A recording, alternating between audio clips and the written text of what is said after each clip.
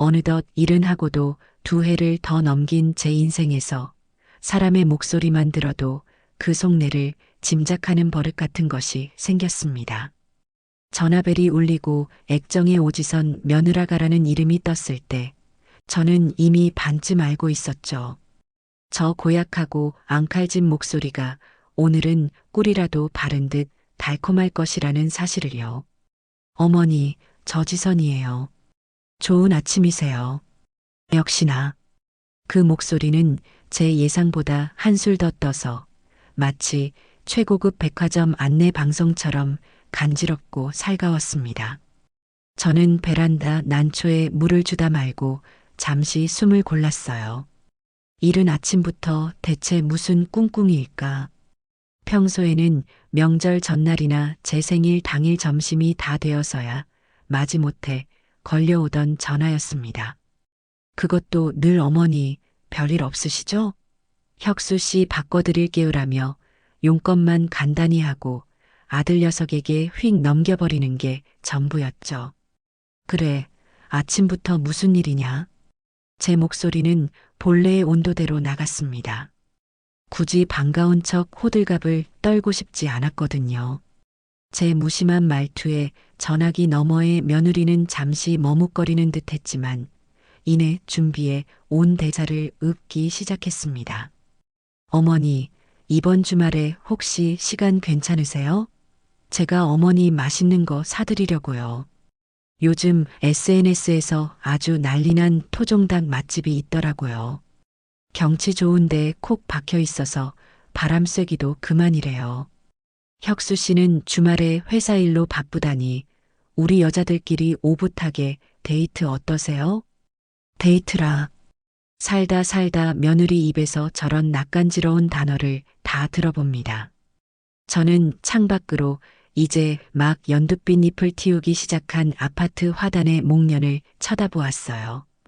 봄은 어김없이 오건만 저 아이의 봄은 대체 어느 계절에 오는 걸까 싶어서요. 결혼하고 10년이 넘도록 단 한 번도 어머니, 이거 좋아하시죠? 라며 제 취향을 물어온 적 없는 아이입니다. 하다못해 시장에서 콩나물 한 봉지를 사다 준 적도 없었죠. 그런 애가 갑자기 경치 좋은 곳에서 토종닭을 사주겠다니. 그 저희가 뻔하다면 뻔한 것이었습니다. 됐다. 너희들이나 맛있게 먹어라. 나는 집에서 해먹는 밥이 제일 편하다. 에이, 어머니. 그러지 마시고요. 제가 큰맘 먹고 모시는 건데 한번 가주셔야죠. 네. 어머니, 제가 예약까지 다 해놨단 말이에요. 예약까지. 참으로 부지런하기도 하지요. 제 거절은 이미 예상 범위 안에 있었다는 뜻입니다. 끈질기게 매달리는 목소리에는 거절하면 큰일이라도 날 것처럼 절박함마저 묻어났습니다. 저는 잠시 생각에 잠겼어요. 피하는 것이 능사는 아닐 겁니다. 저 아이가 대체 무슨 그림을 그리고 있는지, 그 그림의 끝에 무엇이 있는지 제 눈으로 직접 확인해야 할 필요가 있었습니다. 어설픈 미끼를 던졌다면 그 미끼를 덥석 무는 척이라도 해주는 게 노인의 아량일 테지요. 몇 시에 올 거냐? 제 승낙에 며느리의 목소리가 한 톤 높아졌습니다. 정말요, 어머니? 그럼 토요일 오전 10시에 어머니 댁으로 갈게요. 아무것도 준비하지 마시고 몸만 딱 나오세요. 신신당부를 하는 목소리를 뒤로하고 전화를 끊었습니다. 짧은 통화였지만 마치 밭일이라도 한 것처럼 기운이 빠지는 기분이었습니다. 아니나 다를까 30분쯤 지나자 아들 녀석에게서 전화가 왔습니다. 목소리가 아주 신이 나 있었어요. 엄마, 지선이한테 전화 받았어. 엄마랑 둘이 토종닭 먹으러 간다며? 디야, 우리 지선이가 드디어 엄마한테 마음을 여나 보네. 내가 얼마나 기쁜지 몰라. 둘이 좋은 시간 보내고 와, 엄마. 저는 그저 그래라고만 답했습니다. 제 아들이지만 어쩌면 저렇게 사람 보는 눈이 없을까 싶어 한숨이 나왔습니다. 제 눈에는 시퍼런 칼날을 품고 다가오는 여우의 모습이 선한데 아들 눈에는 그저 예쁜 짓 하는 강아지로만 보이는 모양입니다. 그래, 혁수야. 너의 그 평화로운 세상을 깨고 싶지는 않구나. 이 싸움은 아마도 온전히 나의 몫이 될 것 같으니. 약속한 토요일 오전 10시 정각이 되자 아파트 주차장으로 흰색 세단 한 대가 미끄러지듯 들어왔습니다. 며느리 오지선이었습니다. 차에서 내린 며느리는 제가 사는 낡은 아파트와는 어울리지 않는 최신 유행의 옷을 빼입고 있었습니다. 마치 여기가 시골집이 아니라 강남 백화점이라도 되는 것처럼요. 어머니, 기다리셨어요? 날씨 정말 좋죠? 나온 지 5분도 안 됐다. 가자. 차에 오르자 익숙한 세차 냄새와 함께 낯선 방향제 냄새가 코를 찔렀습니다. 며느리는 능숙하게 차를 몰아 아파트 단지를 빠져나갔습니다. 어떠세요, 어머니? 차 좋죠? 이 차 덕분에 제가 이렇게 호강해요. 친구들이 다들 부러워한다니까요. 혁수 씨는 운전이 험해서 제가 불안해서 못 맡겨요. 이런 차는 주인이 딱 정해져 있어야 한다니까요. 저는 창밖만 쳐다보며 아무 대꾸도 하지 않았어요. 대꾸할 가치를 느끼지 못했기 때문입니다. 제 침묵이 거슬렸는지 며느리는 화제를 바꿨습니다. 어머니는 이런 낡은 아파트에 혼자 사시면 무섭거나 불편하지 않으세요? 저희 아파트는 최신식이라 보안도 철저하고 주차장도 넓어서 정말 편한데 나중에 합가하는 것도 한번 생각해 보세요. 물론 저희도 좀 불편해지겠지만 어머니를 위해서라면요. 합가라는 말에 실소가 터져 나올 뻔했습니다. 저 말의 진짜 뜻은 나중에 돈 없다고 우리 집에 들어와 살 생각은 꿈도 꾸지 마세요라는 경고나 다름없었죠. 저는 그저 무심하게 창밖 풍경을 눈에 담았습니다. 아파트 단지를 벗어나자 차는 한적한 국도를 달리기 시작했습니다. 그런데 식당이 대체 어디에 있길래 이렇게 한참을 가냐? 원래 맛집은 다들 이렇게 숨어 있는 법이에요, 어머니. 거의 다 왔어요. 며느리의 거의 다 왔다는 말은 거짓이었습니다. 차는 국도를 벗어나 포장도 제대로 되지 않은 꼬불꼬불한 시골길로 접어들었습니다. 차가 덜컹거릴 때마다 며느리는 어머, 내 차, 라며 짧은 비명을 질렀습니다. 흙먼지가 날리는 것을 보며 인상을 찌푸리기도 했죠. 저를 위하겠다며 잡은 약속이 실은 자신의 차를 과시하고 제게 생색을 내기 위한 무대였다는 것이 더욱 명확해졌습니다. 1시간을 훌쩍 넘게 달린 끝에 차는 장수 토종닭이라는 낡은 간판이 걸린 집 앞에 멈춰 섰습니다. 주변에는 민가 하나 보이지 않는 정말로 산속에 콕 박혀 있는 곳이었어요.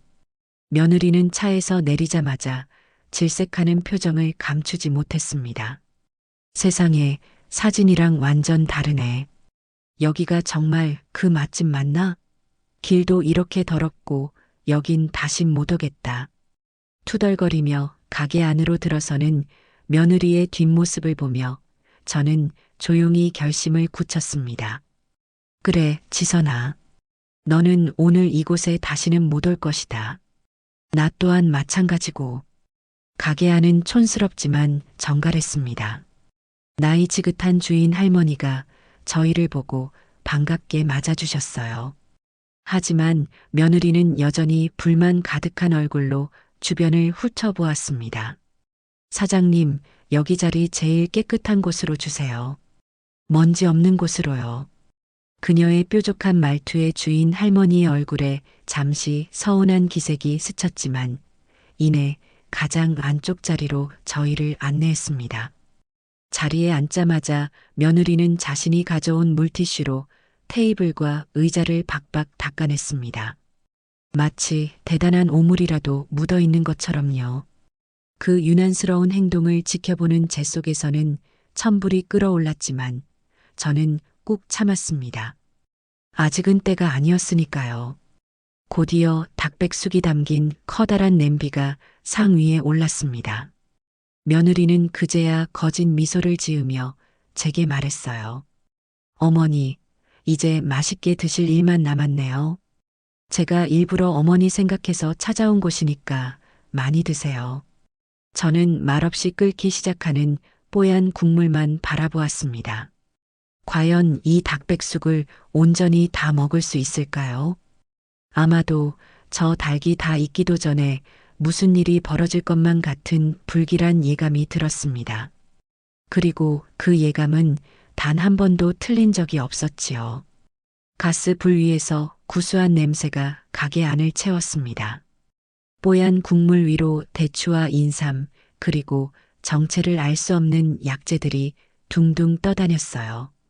저는 말없이 끓어오르는 냄비만 보고 있었지만 며느리 오지선은 단 한순간도 입을 쉬지 않았습니다.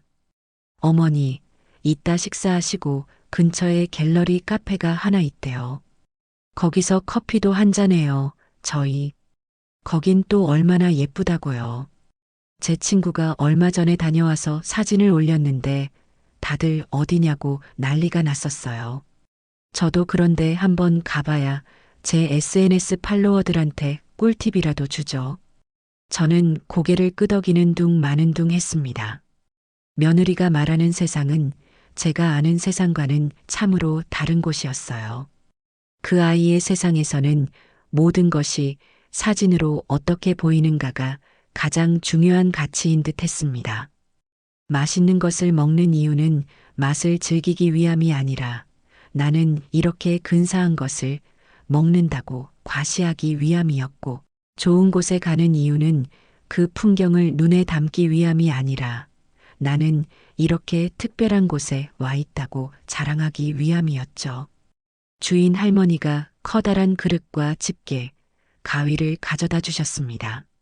며느리는 기다렸다는 듯 집게를 들고 가장 실한 닭 다리 하나를 큼지막하게 뜯어 제 앞접시에 올려주었어요. 어머니, 다리부터 드세요. 뜨거우니까 조심하시고요.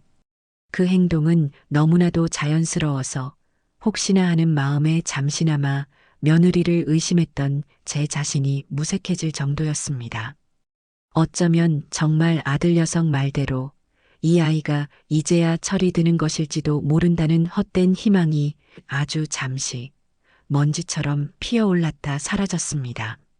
하지만 그 희망은 닭다리의 온기가 채 식기도 전에 바스러졌지요. 저는 다음 달에 친구들이랑 베트남 다낭으로 여행 가기로 했어요. 거기 새로 생긴 리조트가 그렇게 좋다더라고요. 방마다 개인 수영장이 딸려 있고 조식도 환상적이래요. 혁수 씨한테는 비밀이에요. 자기 빼놓고 간다고 또 삐칠지도 모르니까요. 남편들은 가끔 애 같아요. 그렇죠, 어머니? 하며 제게 동의를 구하는 듯 웃었지만 그 눈빛에는 어머니는 평생 가볼 일 없는 곳이죠? 하는 조롱이 섞여 있었습니다. 저는 소금 종지에 닭고기를 살짝 찍어 입에 넣었습니다. 오래 푹 삶아 부드러웠지만 어쩐지 모래를 씹는 것처럼 서걱거리는 기분이 들었어요. 어머니는 요즘 뭐 재미있는 거 없으세요? 맨날 집에만 계시면 심심하시잖아요. 동네 노인정이라도 나가보시지 그러세요. 친구도 사귀고 화투라도 치면서 시간 보내면 좋잖아요. 악의 없이 순수하게 제 여가 생활을 걱정하는 말처럼 들릴 수도 있겠지요. 하지만 저는 그 말 속에 담긴 진짜 의미를 알아챌 수 있었습니다. 나이 드셨으면 나이 든 사람답게 어울려 놓으세요. 우리처럼 젊은 사람들 사는 세상에 자꾸 끼어들려고 하지 마시고요. 하는 뜻이라는 것을요. 나는 내 집이 노인정이고 책이 내 친구다. 더없이 즐거워서 시간 가는 줄도 모른다.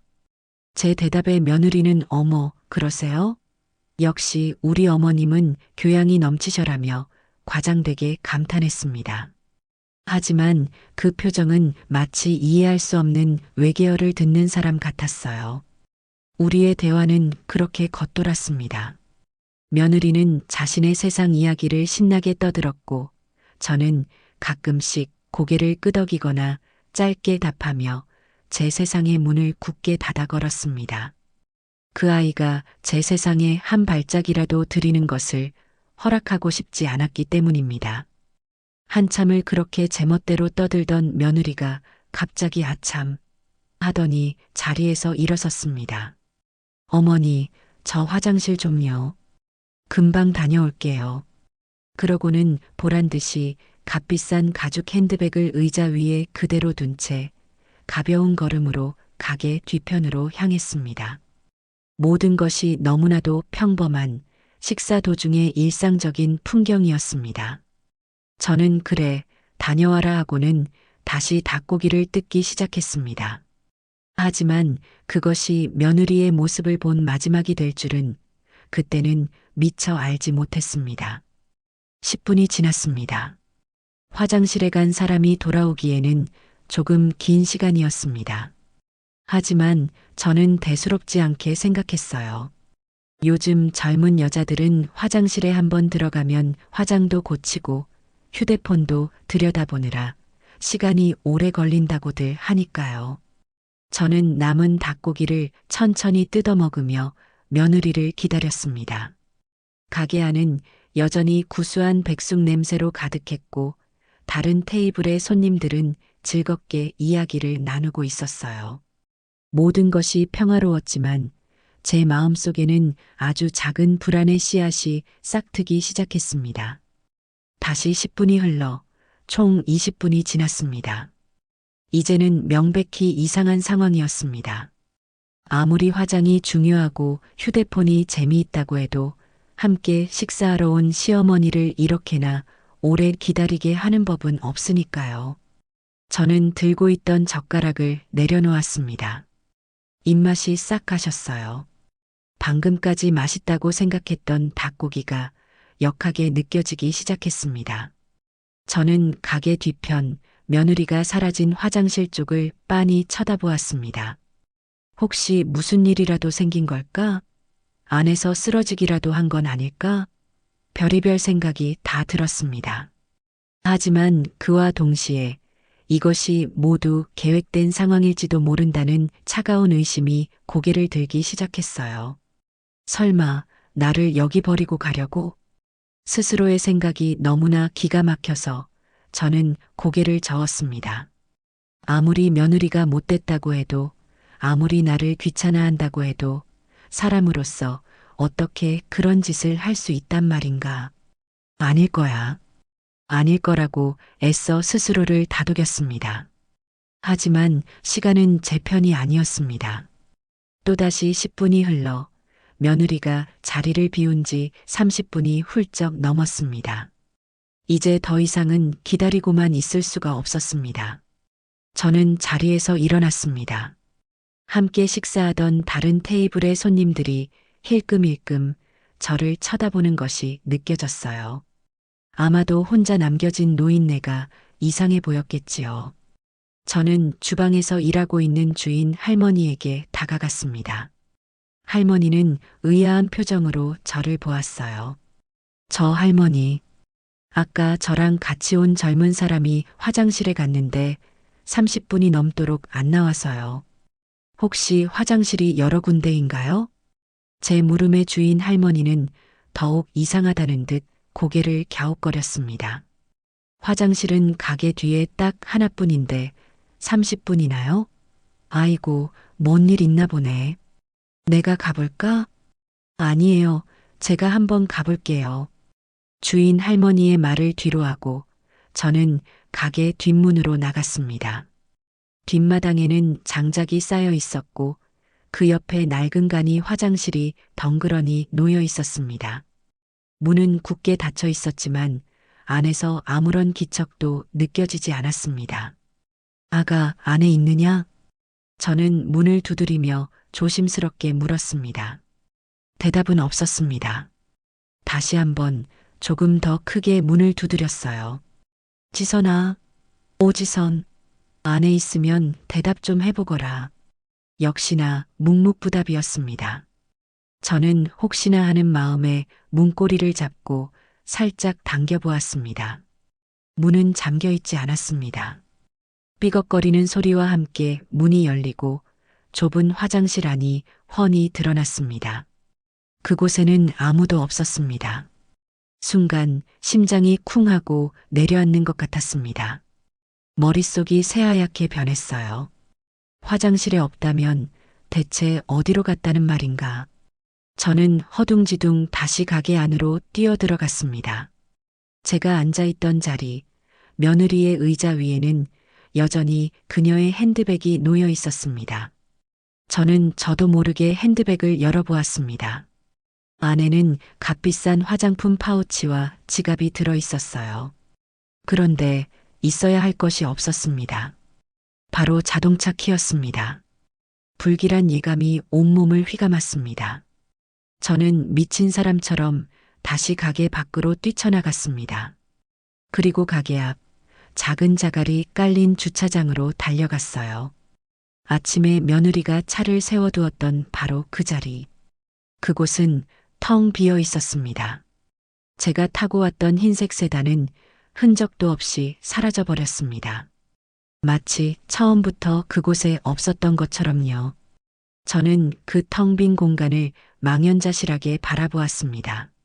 주변의 산은 푸르고 하늘은 더없이 맑았습니다. 어디선가 새가 지저귀는 소리도 들려왔어요. 세상은 아무 일 없다는 듯 평화로웠지만 제 세상은 바로 그 순간 무너져 내리고 있었습니다. 며느리는 화장실에 간 것이 아니었습니다. 화장실에 가는 척하며 가게 뒷문으로 빠져나간 뒤 차에 미리 숨겨두었던 비상키로 차를 몰고 도망친 것이었습니다. 저를 속이기 위해 핸드백을 일부러 식당에 두고 가는 치밀함까지 보였던 겁니다. 저를 이 외딴 산골 식당에 버리고 혼자 떠나버린 것입니다. 저는 그 자리에 못 박힌 듯 서서 움직일 수가 없었어요.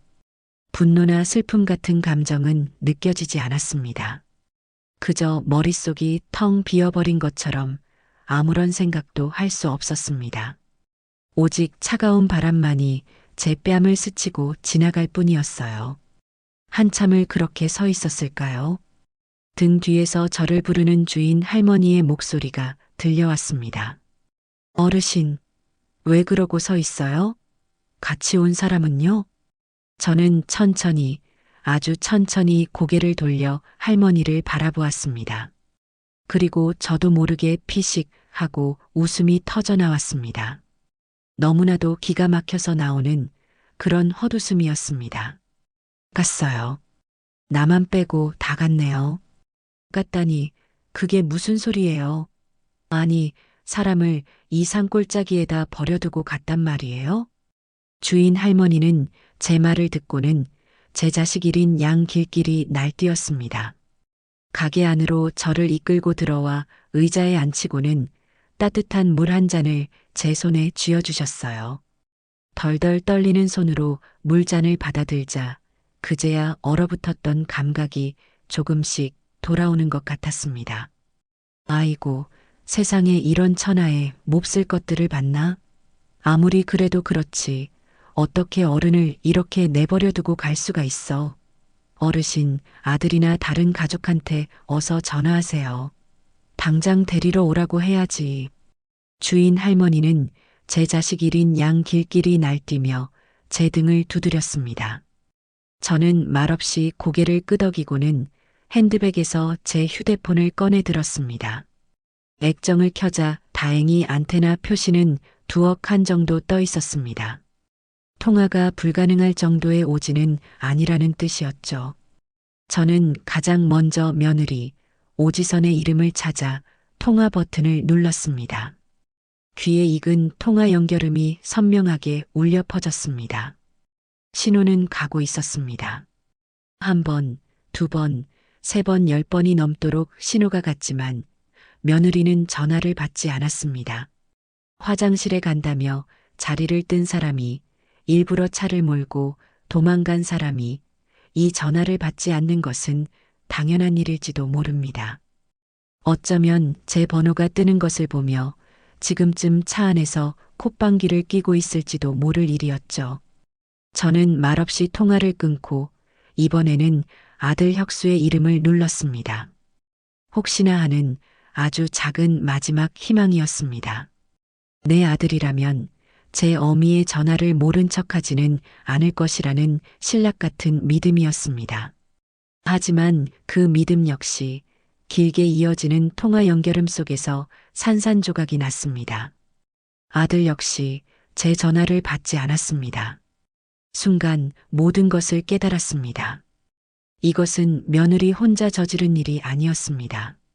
아들 역시 이 모든 계획을 알고 있었거나 적어도 묵인하고 동조했다는 뜻이었습니다.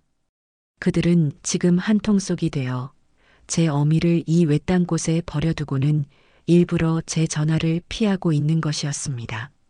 제가 애타게 전화를 걸고 있을 이 상황을 즐기고 있을지도 모를 일이었죠. 전화를 받지를 않네요. 둘 다요.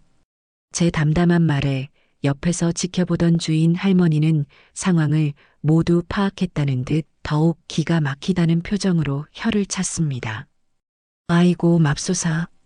그럼 어떡한데요? 여긴 버스도 안 다니는데. 버스가 안 다녀요? 그럼요. 여기서 큰 길까지 1시간을 꼬박 걸어 내려가야 하루에 서너 번 다니는 농어촌 버스가 하나 있긴 한데 그것도 하루에 몇 대 안 다녀요. 콜택시는 당연히 안 들어오고 아이고 이걸 어쩌면 좋아.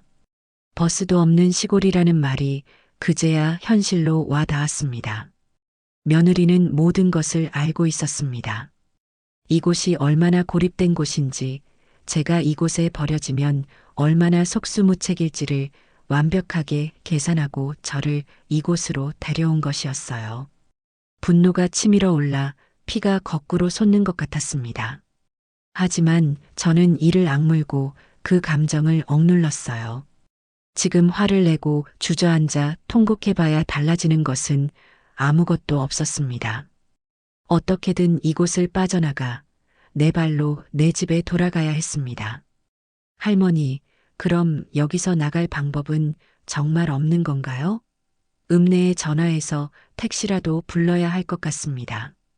요금은 얼마가 나와도 상관없으니. 제 단호한 말에 주인 할머니는 안타까운 표정으로 고개를 저었습니다. 아이고, 어르신 마음은 급하시겠지만 그게 쉽지가 않아요.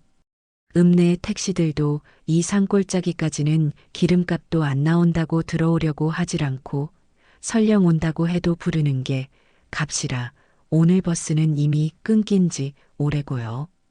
그러면서 할머니는 제 손을 꼭 잡으며 말했습니다. 정방법이 없으면 걱정 말고 오늘 밤은 여기서 묵어요. 제가 뜨끈하게 방 하나 내어드릴 테니 내일 아침에 장 보러 나갈 때 제가 읍내 터미널까지 태워다 드리면 되니까. 낯선 이의 친절에 눈시울이 뜨거워졌습니다. 제 뱃속에서 나온 자식의 아내에게는 짐짝 취급을 당해버려졌는데 생전 처음 보는 남에게서는 이렇게 따뜻한 온정을 받고 있다는 사실이 아이러니하게 느껴졌어요. 그때였습니다. 식당 문이 열리며 등산복 차림의 젊은 부부가 들어왔습니다. 아마도 산행을 마치고 늦은 점심을 먹으러 온 모양이었어요. 그들은 가게 한쪽에 앉아 저와 주인 할머니를 번갈아 쳐다보며 소곤거렸습니다. 제 행색이 어지간히도 처량해 보였나 봅니다. 잠시 후 음식을 주문한 젊은 남자가 조심스럽게 저희 쪽으로 다가왔습니다. 저 어르신, 무슨 일 있으신 것 같은데 저희가 혹시 도와드릴 일이라도 있을까요? 주인 할머니는 기다렸다는 듯 제 사정을 늘어놓기 시작했습니다. 며느리라는 것이 시어머니를 이 산골에 버리고 도망갔다는 이야기에 젊은 부부는 제 일처럼 붕괴하고 경악했습니다. 세상에 그게 사람입니까? 어떻게 그런 짓을? 저희가 도와드려야겠네요. 어르신, 댁이 어디세요? 저희가 모셔다 드릴게요. 저는 괜찮다고 하룻밤 신세 지고 내일 가겠다고 손사래를 쳤습니다. 폐를 끼치고 싶지 않았기 때문입니다. 하지만 그들은 완강했습니다. 아닙니다. 저희도 부모님 모시는 자식된 입장에서 그냥 갈 수가 없어요. 저희 집 가는 길에 기차역이 있으니 역까지만이라도 꼭 모셔다 드릴게요. 괜찮으시죠? 그들의 진심 어린 눈빛을 보니 더는 거절할 수가 없었습니다. 저는 주인 할머니에게 몇 번이고 고맙다고 인사를 하고 젊은 부부를 따라 나섰습니다. 할머니는 제 손에 억지로 삶은 달걀 2개를 쥐어주며 나쁜 것들은 얼른 잊어버리라고 등을 두드려 주셨어요. 젊은 부부의 차는 며느리의 번쩍이는 새 차와는 다른 평범한 국산 차였습니다. 하지만 차 안은 훨씬 더 아늑하고 따뜻하게 느껴졌어요. 그들은 가는 내내 제 기분을 살피며 말을 걸어주었습니다. 어르신, 너무 속상해하지 마세요. 그런 사람은 꼭 천벌 받을 거예요. 맞아요. 그런 못된 사람은 절대 잘 살 수 없어요.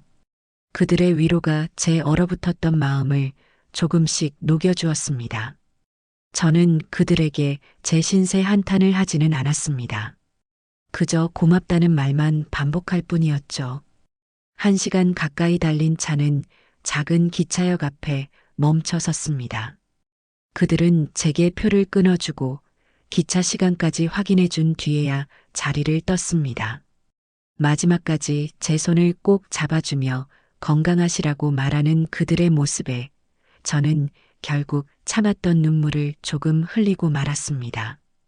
기차는 낯선 풍경을 스치며 어둠 속을 달렸습니다. 창문에 비친 제 얼굴은 100년은 더 늙어버린 노파의 모습이었습니다. 저는 주머니 속에서 딱딱하게 식은 삶은 달걀을 꺼내 껍질을 깠습니다. 꾸역꾸역 달걀을 삼키며 저는 다짐하고 또 다짐했습니다. 절대로 이대로 주저앉지 않으리라. 오늘의 이 치욕을, 굴욕을, 배신감을 뼛속 깊이 새겨두리라. 오지선, 그리고 내 아들 김혁수. 너희는 오늘 건드려서는 안 될 사람을 건드린 것이다. 기차에서 내려 다시 버스를 갈아타고 마침내 익숙한 동네에 도착했을 때는 이미 시계가 밤 10시를 가리키고 있었습니다. 가로등 불빛이 드문드문 켜진 길을 터덜터덜 걸어 제가 사는 낡은 아파트 앞에 섰습니다. 평생을 살아온 내 집이었지만 오늘따라 유난히 더 높고 쓸쓸해 보였습니다. 현관 비밀번호를 누르고 문을 열자 차갑고 고요한 공기가 저를 맞았습니다. 집은 완벽한 침묵에 잠겨 있었습니다. 저는 불도 켜지 않은 채 소파에 털썩 주저앉았습니다. 온몸의 근육이 비명을 지르는 것 같았어요. 하지만 육체의 고통보다 더 견디기 힘든 것은 심장을 도려내는 듯한 배신감이었습니다. 한참을 그렇게 앉아 있었을까요? 저는 자리에서 일어나 안방으로 향했습니다. 그리고 장롱 깊숙한 곳, 낡은 비단 상자를 꺼냈습니다. 상자 안에는 제 결혼 반지와 남편의 유품, 그리고 또 하나의 서류 봉투가 들어 있었습니다. 저는 서류 봉투를 꺼내 내용물을 테이블 위에 펼쳐 놓았습니다. 며느리의 흰색 세단을 구입할 때 제 명의의 통장에서 아들의 통장으로 거액의 돈이 이체되었던 은행 거래 내역서, 그리고 혹시나 하는 마음에 따로 보관해 두었던 자동차 등록 관련 서류들, 마지막으로 서류 봉투 가장 안쪽에 고이 모셔두었던 번쩍이는 비상키였습니다. 저는 그것들을 가만히 내려다보았습니다. 오늘의 굴욕은 이것들을 사용해도 좋다는 하늘의 허락일지도 모른다는 생각이 들었어요. 오지선, 너는 나를 버리는 흉기로 그 차를 사용했지만 나는 이제 너의 오만함을 부수는 망치로 그 차를 사용할 것이다. 어둠 속에서 차가운 비상키가 유난히 서늘한 빛을 발하고 있었습니다. 밤새 한숨도 자지 못했습니다. 눈을 감으면 며느리의 비웃는 듯한 얼굴과 텅 비어 있던 주차장의 모습이 번갈아 나타나 저를 괴롭혔습니다. 하지만 저는 뒤척이지 않았어요. 마치 죽은 사람처럼 미동도 없이 누워서 어둠이 걷히고 동이 트기만을 기다렸습니다. 분노는 뜨거울 때 터뜨리는 것이 아니라 얼음처럼 차갑게 식혔다가 가장 날카로운 날로 벼려야 하는 법이니까요. 아침이 되자 저는 평소와 다름없이 일어났습니다. 씻고 옷을 갈아입고 밥 대신 따뜻한 차 한 잔을 마셨습니다. 모든 행동을 기계처럼 정해진 순서대로 해냈습니다. 제 마음속에서 어떤 폭풍이 휘몰아치고 있는지 그 누구도 눈치채지 못하도록요. 저는 기다리고 있었습니다. 그들이 제게 어떤 변명을 늘어놓으러 올지를요. 예상은 빗나가지 않았습니다. 오전 10시쯤 현관 초인종이 요란하게 울렸습니다. 저는 인터폰 화면을 확인했습니다. 화면 속에는 잔뜩 겁에 질린 표정의 아들과 금방이라도 울음을 터뜨릴 것처럼 얼굴을 찌푸린 며느리가 서 있었습니다. 완벽한 연기자들의 등장이었죠. 저는 심호흡을 한번 하고 문을 열었습니다. 어머니. 문이 열리자마자 며느리가 비명을 지르며 제게 달려들었습니다. 마치 어젯밤 생이별이라도 했던 가족을 다시 만난 사람처럼요. 저는 그 과장된 몸짓을 피하며 옆으로 한 발짝 비켜섰습니다. 어머니, 세상에 무사하셨군요.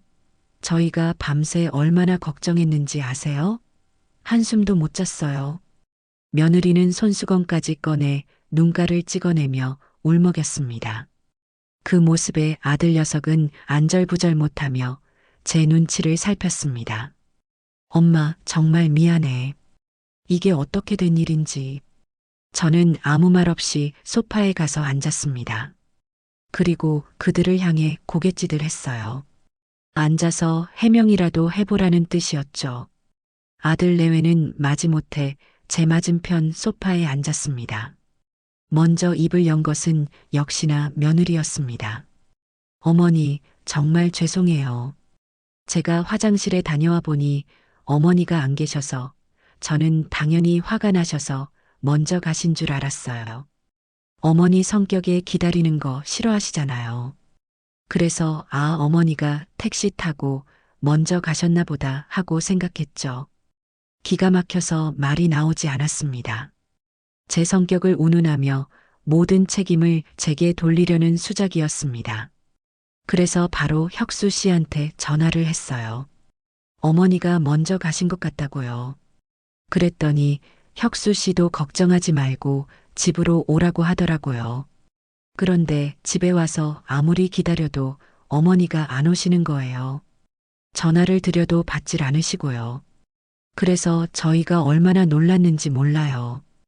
혹시 무슨 일이라도 생기신 줄 알고 밤늦게 다시 그 식당까지 갔었어요. 사장님한테 여쭤봐도 어머니가 이미 떠나셨다고만 하고요. 저희는 정말 어머니가 잘못되신 줄 알고 거짓말은 또 다른 거짓말을 낳는 법입니다. 며느리의 이야기는 너무나도 구체적이어서 정말로 저를 걱정한 사람처럼 보일 정도였습니다. 하지만 저는 그 이야기 속에 수많은 허점을 발견할 수 있었어요. 저는 차갑게 식은 찻잔을 들어 한 모금 마셨습니다. 그리고 조용히 하지만 모두가 들을 수 있을 만큼 또렷한 목소리로 입을 열었습니다. 그래, 이야기는 잘 들었다. 이제 내가 몇 가지만 물어보마. 제 목소리에 며느리의 어깨가 살짝 굳는 것이 보였습니다. 첫째, 너는 내가 화가 나서 먼저 갔을 거라고 생각했다고 했지. 그렇다면 식당 의자 위에 놓여있던 내 외투와 가방은 왜 그냥 두고 왔느냐? 내가 그 물건들을 버려두고 갈 만큼 정신 나간 노인으로 보였더냐? 그건 너무 경황이 없어서 미처 챙기지 못했어요. 둘째, 너는 내게 전화해도 받지 않았다고 했지. 내 휴대폰은 너의 차 안에 있었다. 너는 그 사실을 몰랐을 리가 없는데 누구에게 전화를 걸었다는 말이냐? 허공에다 대고 내 이름을 불렀느냐? 아, 그건 제가 착각해서 어머니 댁으로 전화를 했었어요. 셋째, 너희는 나를 찾기 위해 밤늦게 그 식당까지 다시 갔다고 했지. 그렇다면 식당 주인에게 물어봤을 것 아니냐? 그 주인이 내게 뭐라고 하던? 내가 어떻게 그곳을 빠져나왔다고 하던? 며느리는 그 질문에 제대로 대답하지 못했습니다. 입술만 달싹일 뿐 아무 말도 하지 못했어요. 제가 그곳을 어떻게 빠져나왔는지 알 리가 없었으니까요. 거짓말의 미천이 드러나는 순간이었습니다. 저는 마지막 질문을 던졌습니다. 마지막으로 묻겠다, 지선아. 너는 나를 버리고 간 것이냐, 아니면 정말로 오해였느냐? 지금 이 자리에서 솔직하게 말하거라. 이것이 너에게 주는 마지막 기회다. 제 서늘한 눈빛과 마주친 며느리는 결국 무너져 내렸습니다. 하지만 반성이나 사죄가 아니었어요. 오히려 적반하장으로 소리를 지르기 시작했습니다. 어머니, 사람을 어떻게 그렇게 의심하세요? 제가 정말 일부러 그랬겠어요? 저도 너무 당황해서, 너무 놀라서 그랬던 거예요. 그런데 어머니는 처음부터 끝까지 저를 범인 취급만 하시잖아요. 제가 뭘 그렇게 잘못했어요? 눈물 콧물을 쏟으며 억울함을 토해내는 며느리의 모습은 그야말로 연극의 절정이었습니다. 그때까지 입을 다물고 있던 아들 녀석이 나섰습니다. 아들은 제발 그만하라며 며느리를 감싸 안았습니다. 그리고 저를 원망스러운 눈빛으로 쳐다보며 말했어요. 엄마, 제발 그만하세요. 지선이가 일부러 그런 게 아니라고 하잖아요. 사람이 너무 당황하면 그럴 수도 있는 거 아니에요? 엄마는 왜 그렇게 사람을 몰아세우세요? 오해가 있었던 것 같은데 그냥 서로 사과하고 좋게 풀면 안 돼요? 저는 그 말을 듣는 순간 제 아들에 대한 마지막 기대를 완전히 접었습니다. 제 아들 김혁수는 진실을 가릴 마음이 없었습니다. 그저 이 불편한 상황을 빨리 끝내고 싶을 뿐이었어요. 아내의 터무니없는 거짓말과 산골에 혼자 버려졌던 늙은 어머니의 고통 사이에서 아들은 조금의 망설임도 없이 아내의 편을 선택했습니다. 저는 더 이상 아무 말도 하지 않았습니다. 입을 열 가치조차 느끼지 못했기 때문입니다. 저는 그저 차가운 눈으로 제 앞에서 벌어지는 유치한 연극을 끝까지 지켜보았습니다. 한참을 울며불며 저를 원망하던 며느리는 아들의 부축을 받고 자리에서 일어났습니다. 어머니, 저희 오늘은 이만 가볼게요. 어머니도 좀 진정하시고 저희도 마음 좀 추스를게요. 아들은 끝까지 제게 사과 한마디 하지 않았습니다. 마치 제가 이 모든 소동의 원인이라도 되는 것처럼요. 그들은 그렇게 도망치듯 제 집을 나섰습니다. 쾅 하고 현관문이 닫히는 소리가 들리고 집 안에는 다시 깊은 침묵이 찾아왔습니다. 저는 소파에 깊숙이 몸을 묻었습니다. 눈물이 나지 않았습니다. 화도 나지 않았어요. 그저 마음 한구석이 얼음장처럼 차갑게 식어버린 기분이었습니다. 그래, 이제 모든 것이 명확해졌구나. 내게는 더 이상 아들도 며느리도 없다. 이제부터는 오직 나 자신만을 믿고 나 자신만을 위해 싸워야 한다. 저는 자리에서 일어나 어젯밤 꺼내두었던 테이블 위로 다가갔습니다. 그리고 그 위에 놓여있던 차가운 비상키를 손에 꽉 쥐었습니다. 이제 반격을 시작할 시간이었습니다. 아들 내외가 현관문 너머로 사라지고 집 안에는 무거운 침묵만이 남았습니다. 저는 방금 그들이 앉아있던 소파를 한참 동안 바라보았어요. 그들이 남기고 간 온기는 하나도 느껴지지 않았습니다. 오히려 그 자리에 차가운 냉기만이 스며든 것 같았죠. 저는 자리에서 일어나 그들이 사용했던 찻잔 2개를 들고 부엌으로 갔습니다. 맑은 물에 찻잔을 헹구는 동안 저는 제 마음속에 남은 마지막 미련과 기대를 함께 씻어내고 있었습니다. 깨끗하게 씻은 잔을 그릇장에 넣고 나니 비로소 머릿속이 맑아지는 기분이었습니다. 거실로 돌아와 가장 편한 안락의자에 몸을 묻었습니다. 이제부터는 온전히 나를 위한, 나에 의한 싸움을 시작해야 합니다. 감정적으로 대처해서는 안 될 일이었어요. 철저하게 계획하고 빈틈없이 실행해야만 했습니다. 분노는 칼날을 가는 숫돌이 될 뿐, 칼을 휘두르는 손은 냉정해야 하니까요. 가장 큰 문제는 그것이었습니다. 나의 치욕과 복수의 상징이 될 그 흰색 세단. 그것은 지금 이곳에서 차로 30분은 좋게 가야 하는 아들 내외의 아파트 지하 주차장에 잠들어 있었습니다. 내 손에 비상키가 있다고 한들 그 아파트 단지까지 가서 수많은 차들 사이에서 그 차를 찾아내어 유유히 몰고 나오는 것은 위험 부담이 너무 컸습니다. 경비원에게 발각될 수도 있고 운 나쁘게 아들 내외와 마주치기라도 한다면 모든 계획이 수포로 돌아갈 테니까요. 어떻게 해야 그 차를 내 손 안에 이곳 내 집 앞으로 가져올 수 있을까? 저는 눈을 감고 생각에 잠겼습니다. 맹수가 먹잇감을 사냥하기 전에 몸을 웅크리듯 저 역시 가장 안전하고 확실한 방법을 찾아야 했습니다. 그들의 집에 몰래 잠입하는 것은 하책 중의 하책입니다. 그들에게 와달라고 화를 내는 것은 감정적인 대응일 뿐 실익이 없어요. 그렇다면 방법은 하나뿐이었습니다. 그들이 제 발로, 아니 제 차를 몰고 이곳으로 오게 만드는 것. 그러기 위해서는 그들의 경계심을 완전히 무너뜨려야만 했습니다. 그때였습니다. 창밖으로 아랫집 남자가 자기 차 보닛을 열고 무언가를 열심히 닦고 있는 모습이 보였습니다. 그러다가 타이어를 발로 툭툭 차보기도 했죠. 그 아주 평범하고 일상적인 광경이 제 머릿속에서 희미하게 흩어져 있던 계획의 조각들을 하나로 맞춰주었습니다. 그래, 그거다. 입가에 저도 모르게 옅은 미소가 번졌습니다. 아주 완벽한 명분이 떠올랐거든요. 어머니의 다정한 걱정, 자식의 안위를 염려하는 늙은 어미의 마음, 세상 그 어떤 자식도 거부할 수 없는 가장 달콤하고 부드러운 미끼였습니다. 이제 이 미끼를 던지기 전에 든든한 아군을 확보해야 했습니다. 저는 곧장 전화기를 들고 단축번호 하나를 길게 눌렀습니다. 신호음이 두어 번 울리기도 전에 화통한 목소리가 전화기 너머에서 터져 나왔습니다. 언니, 나야. 뭔 일 있어?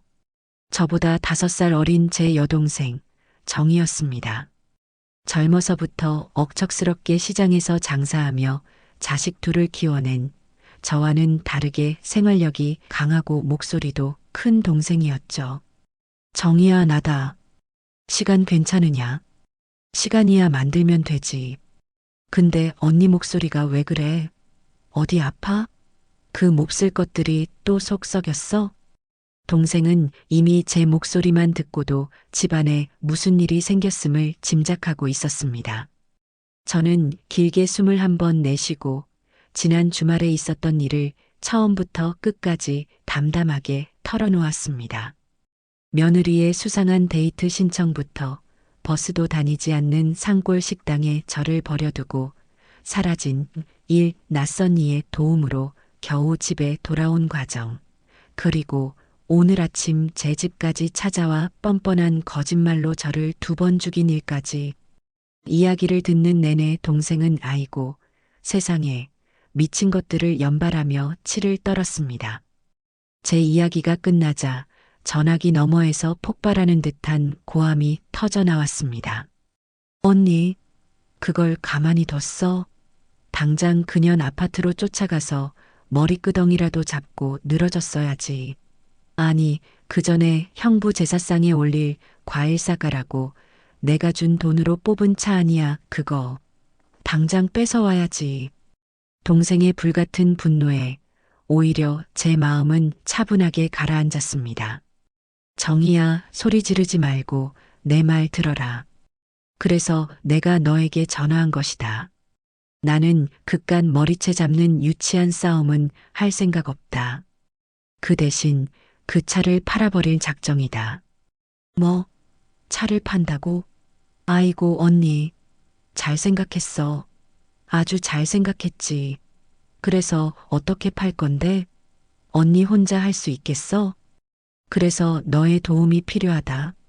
너는 나보다 아는 사람도 많고 일 처리도 야무지지 않으냐.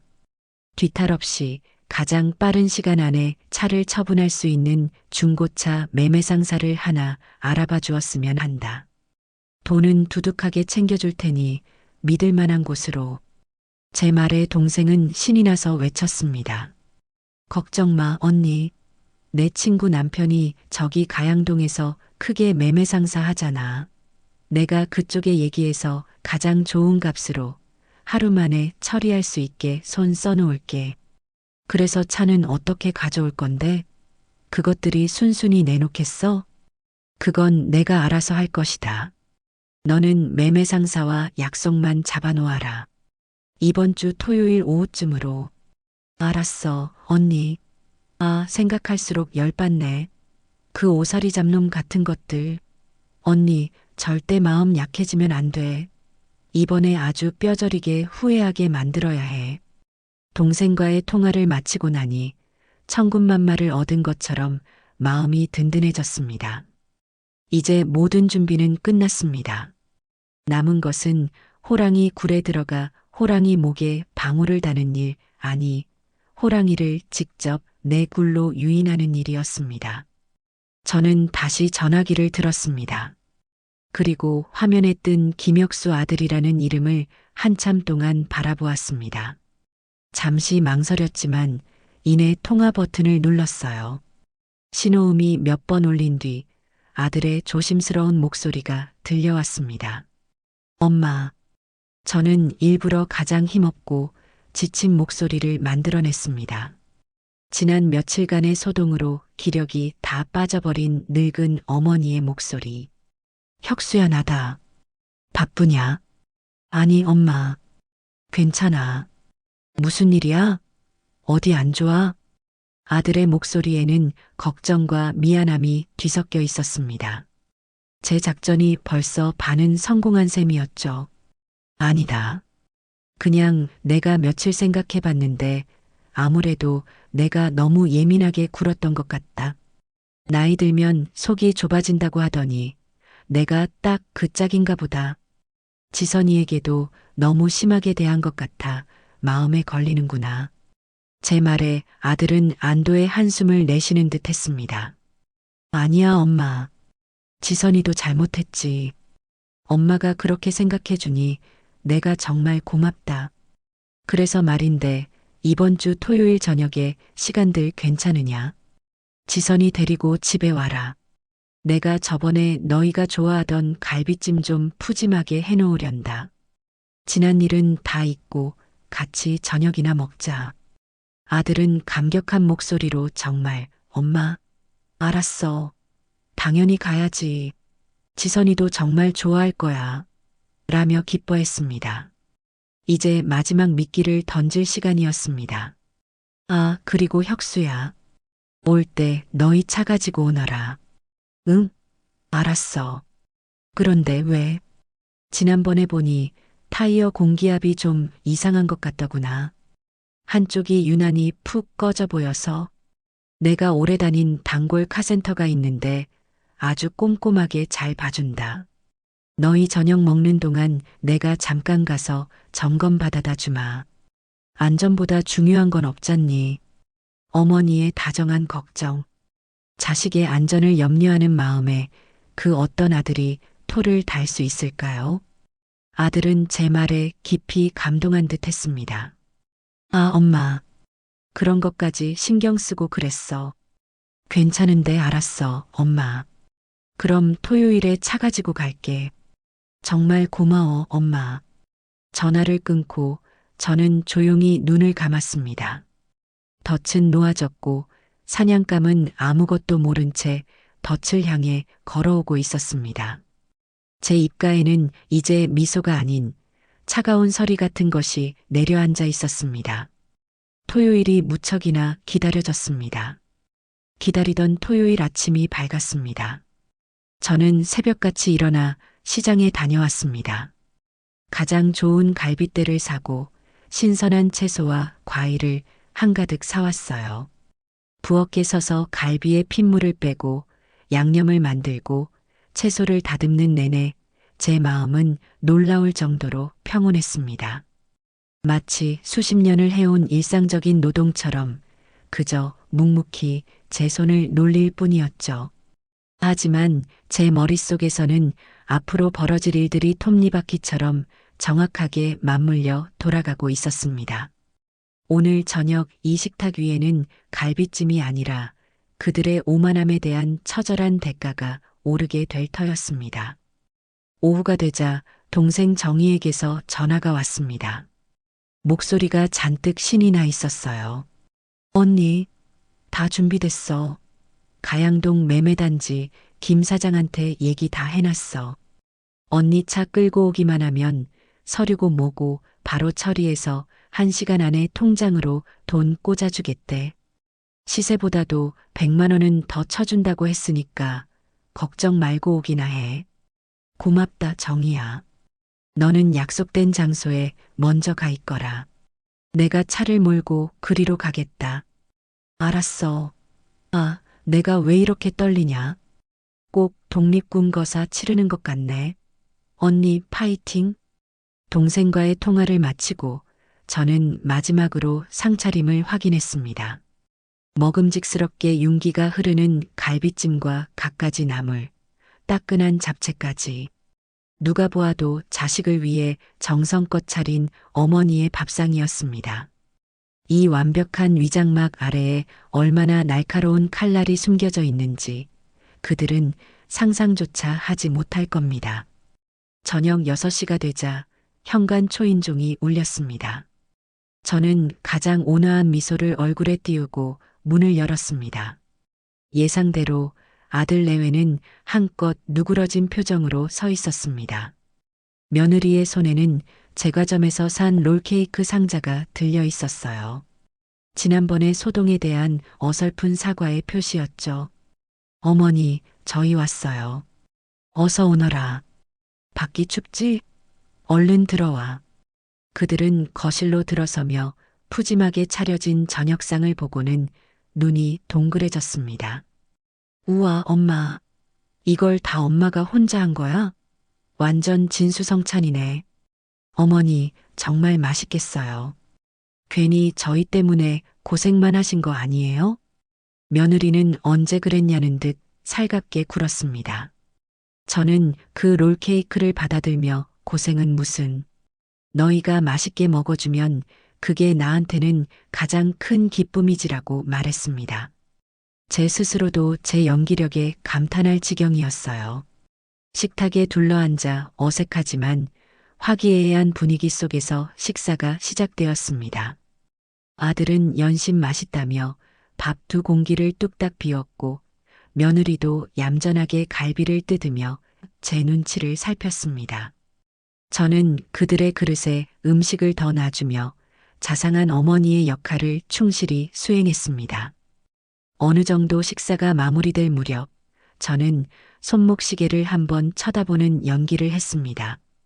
그리고 마치 이제야 생각났다는 듯이 말했죠. 아이고, 벌써 시간이 이렇게 됐네. 더 늦기 전에 카센터에 다녀와야겠다. 혁수야, 차키 이리 다오. 너희는 느긋하게 과일이라도 깎아먹고 있거라. 금방 다녀올 테니. 제 말에 아들은 아무런 의심도 없이 주머니에서 자동차 키를 꺼내 제게 건넸습니다. 그토록 제 손에 넣고 싶었던 그 묵직한 무게가 손바닥에 느껴졌습니다. 며느리 역시 자신의 차가 곧 정비소로 갈 것이라는 사실에 만족스러운 표정이었습니다. 어머니, 다녀오세요. 그런데 너무 늦게까지 하는 곳 아니에요? 괜찮다. 사장님이 나랑은 막역한 사이라 이 시간까지 기다려주기로 했다. 저는 그렇게 마지막 거짓말을 남기고 현관을 나섰습니다. 아파트 복도를 걸어 엘리베이터를 타고 지하 주차장으로 내려가는 그 짧은 순간이 영원처럼 느껴졌습니다. 주차장에 도착하자 저 멀리 익숙한 흰색 세단이 눈에 들어왔습니다. 저를 버렸던 바로 그 차. 저를 치욕 속에 몰아넣었던 바로 그 흉기. 저는 차 문을 열고 운전석에 앉았습니다. 며느리의 취향인 듯한 달콤한 방향제 냄새가 역하게 느껴졌지만 저는 아랑곳하지 않았습니다. 비상키가 아닌 아들에게서 직접 건네받은 진짜 키를 꽂고 시동을 걸었습니다. 부르릉 하는 엔진 소리가 제 심장 소리처럼 크게 울리는 것 같았어요. 저는 조금의 망설임도 없이 카센터가 아닌 동생이 기다리고 있는 가양동 중고차 매매단지를 향해 차를 몰았습니다. 그 차의 운전석에 앉아 도로를 달리는 기분은 실로 묘했습니다. 이것은 더 이상 도망이나 후퇴가 아니었습니다. 정면으로 돌파하는 완전한 반격의 시작이었으니까요. 약속된 장소에 도착하자 동생 정희가 멀리서부터 저를 보고 손을 흔들었습니다. 동생 옆에는 딜러로 보이는 남자가 서 있었어요. 저는 차에서 내려 동생에게 다가갔습니다. 언니 고생했어. 이쪽은 김 사장님이야. 얘기 다 끝내놨어. 김 사장이라는 남자는 제게 정중하게 인사를 하며 곧장 서류를 내밀었습니다. 모든 것은 일사천리로 진행되었습니다. 저는 매매 계약서에 이름 석자를 쓰고 도장을 찍었습니다. 신분증을 건네주고 자동차 등록증 원본도 넘겨주었죠. 모든 절차가 끝나는 데는 30분도 채 걸리지 않았습니다. 사모님, 계약은 다 되셨고요. 차량 대금은 알려주신 계좌로 바로 입금해드리겠습니다. 김 사장은 휴대폰으로 무언가를 몇 번 누르더니 제게 다 됐다고 말했습니다. 동시에 제 휴대폰에서 띵하는 알림음이 울렸습니다. 저는 떨리는 손으로 은행 앱을 열어 제 계좌를 확인했습니다. 그곳에는 제 평생 통틀어 가장 큰 액수의 돈이 찍혀 있었습니다. 그 숫자를 보는 순간 지난 며칠간 저를 짓누르던 모든 서름과 분노가 눈 녹듯 사라지는 기분이었습니다. 언니 해냈어. 우리가 해냈다니까. 동생은 제 손을 잡고 아이처럼 기뻐했습니다. 저는 말없이 동생의 등을 토닥여 주었습니다. 모든 것이 끝났습니다. 저는 이제 이 차와 아무런 관련이 없는 사람이 되었습니다. 김 사장에게 마지막 인사를 하고 우리는 뒤도 돌아보지 않고 매매단지를 빠져나왔습니다. 동생이 미리 불러둔 택시를 타고 집으로 돌아오는 길, 창밖으로 빠르게 스쳐 지나가는 서울의 야경이 유난히 아름다워 보였습니다. 제 손에는 얇은 매매 계약서 한 장이 들려 있었습니다. 하지만 이것은 단순한 종이 한 장이 아니었습니다. 제 스스로의 힘으로 제 존엄을 되찾았다는 증표이자 새로운 인생을 향한 자유이용권이었습니다. 택시가 저희 아파트 앞에 도착하고 저는 동생에게 고맙다며 두둑한 현금 봉투를 쥐어주었습니다. 동생은 끝까지 사양했지만 저는 막무가내로 동생의 주머니에 찔러 넣어주었죠. 다시 혼자가 되어 집으로 돌아왔을 때 저는 조금 전 제가 몰고 나갔던 바로 그 차가 세워져 있어야 할 주차장 입구를 잠시 바라보았습니다. 이제 저곳은 영원히 비어 있을 겁니다. 그리고 그 빈자리는 이제 온전히 제가 살아갈 새로운 시간들로 채워지게 될 터였습니다. 아들 내외가 떠나고 난 뒤 저는 아무 일도 없었다는 듯이 저녁상을 치웠습니다. 설거지를 하고 남은 음식을 냉장고에 넣고 거실 테이블 위를 깨끗하게 닦았어요. 모든 것이 제자리로 돌아온 것 같았지만 가장 중요한 한 가지가 제자리를 벗어나 영원히 사라져버렸다는 사실을 아는 것은 저뿐이었습니다. 다음 날은 일요일이었습니다. 저는 일부러 휴대폰을 무음으로 해두고 오랜만에 책 한 권을 꺼내 들었습니다. 하지만 글자가 눈에 제대로 들어오지 않았어요. 저도 모르게 자꾸만 시계를 확인하게 되었습니다. 슬슬 그들에게서 연락이 올 시간이 되었거든요. 오후 2시가 조금 넘었을 때 아니나 다를까 전화가 걸려왔습니다. 아들 녀석이었습니다.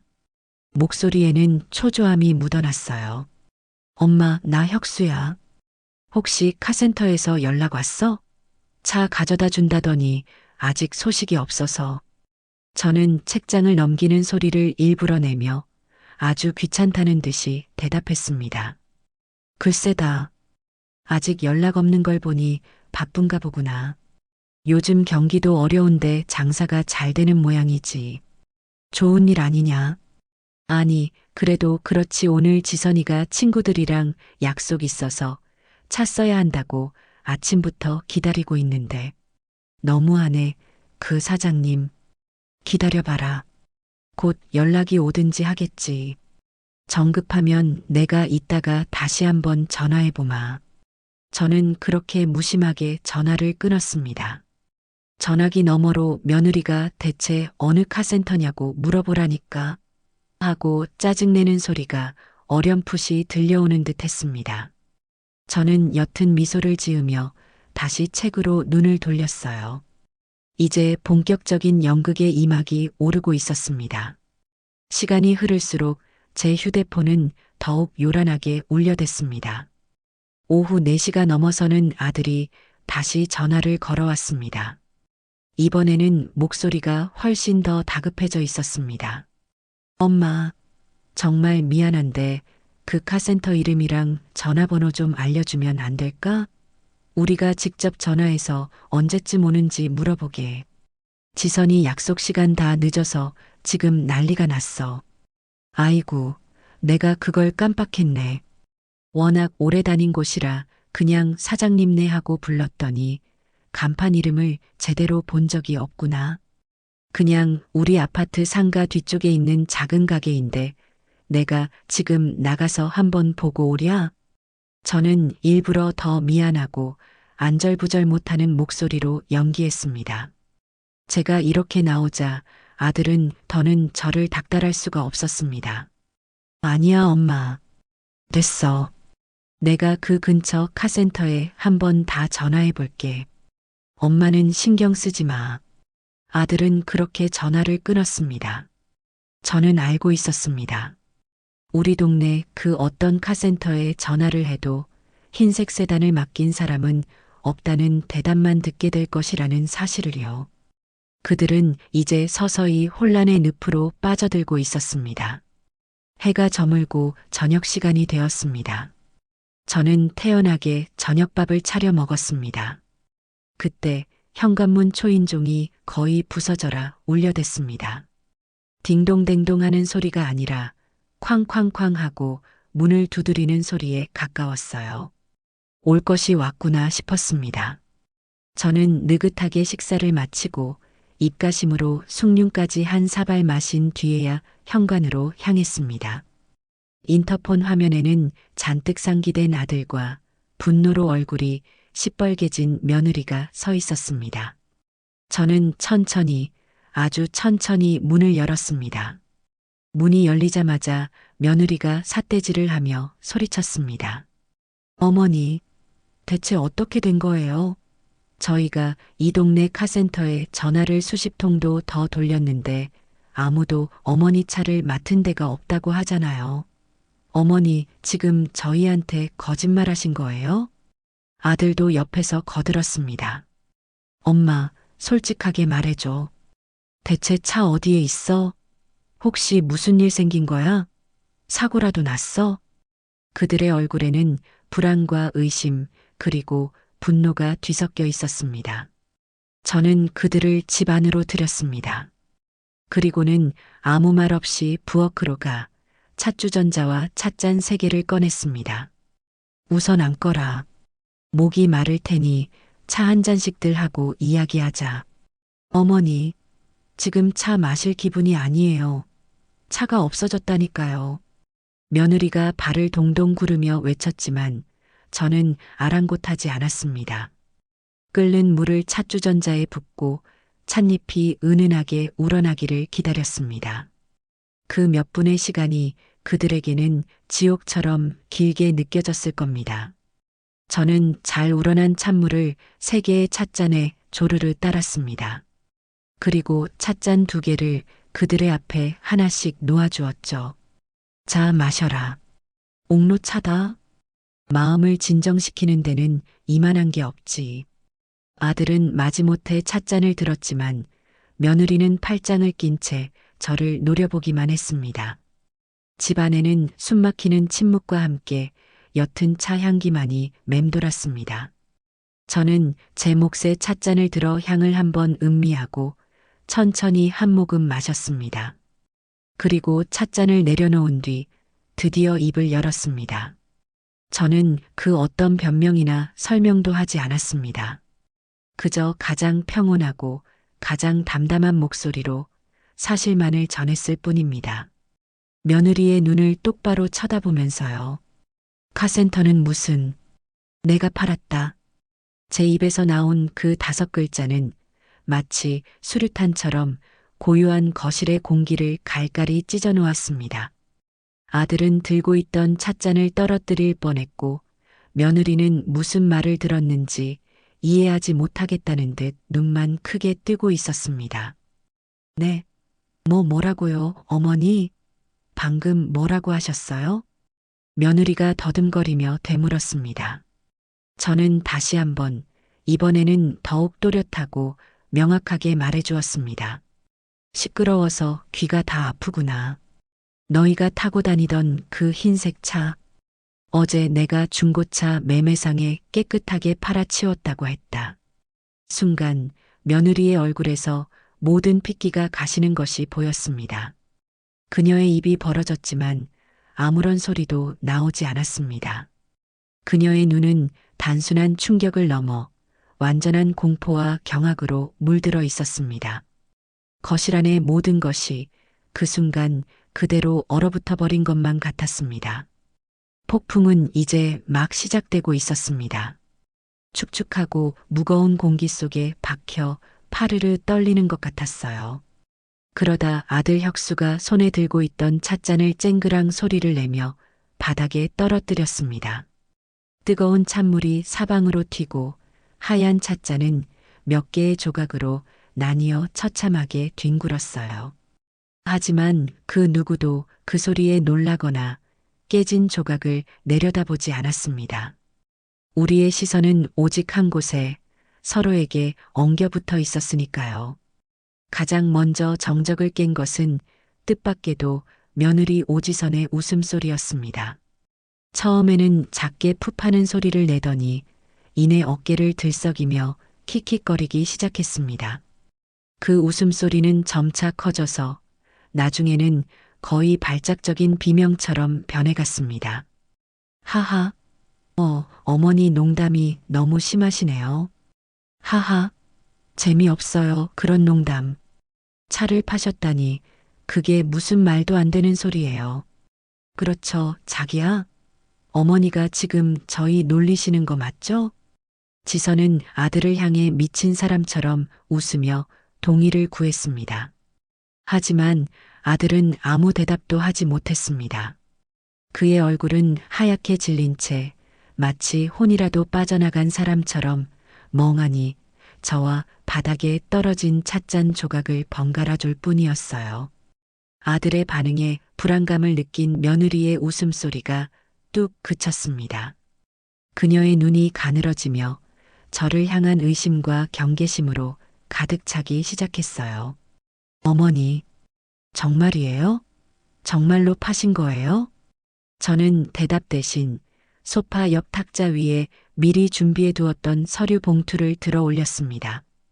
그리고 그 안에서 어제 받은 따끈따끈한 서류 한 장을 꺼내 테이블 위로 미끄러뜨렸습니다.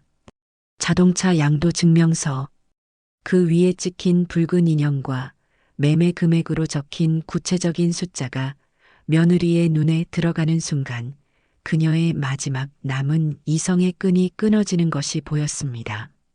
아, 며느리는 귀를 찢는 듯한 비명을 질렀습니다. 그것은 슬픔이나 분노의 외침이라기보다는 모든 것을 잃어버린 짐승의 울부짖음에 가까웠습니다.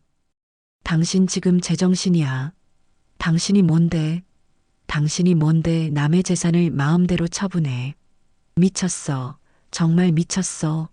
이거 명백한 범죄야. 내가 당장 경찰에 신고할 거야. 지선은 자리에서 벌떡 일어나 제게 달려들 기세로 삿대질을 해댔습니다. 그 눈에는 이제 눈물도 거짓 연기도 없었습니다. 오직 시퍼런 도끼와 살기만이 가득했어요. 그때까지 멍하니 있던 아들이 정신을 차리고 며느리의 팔을 붙잡았습니다. 지선아, 진정해. 우선 엄마 말씀부터 들어보자. 들을 게 뭐가 있어. 이 노망난 할망구가 우리 차를 팔아먹었다잖아. 당신은 이게 진정하게 생겼어? 김혁수, 당신 저 여자 아들 아니야? 당장 저 돈 받아내고 차 다시 찾아오라고 해. 며느리의 바라게도 저는 눈 하나 깜짝하지 않았습니다. 오히려 저는 제 몫에 찻잔을 들어 여유롭게 한 모금 더 마셨어요. 그 차분한 제 모습이 며느리의 분노에 더욱 불을 지핀 모양이었습니다. 그녀는 아들의 손을 뿌리치고 테이블 앞으로 다가와 양도 증명서를 갈기갈기 찢어버릴 것처럼 노려보며 씩씩거렸습니다. 저는 그런 며느리를 향해 조용히 하지만 거실 전체를 울릴 만큼 단호한 목소리로 말했습니다. 앉거라, 지선아. 그리고 내 이야기를 들어라.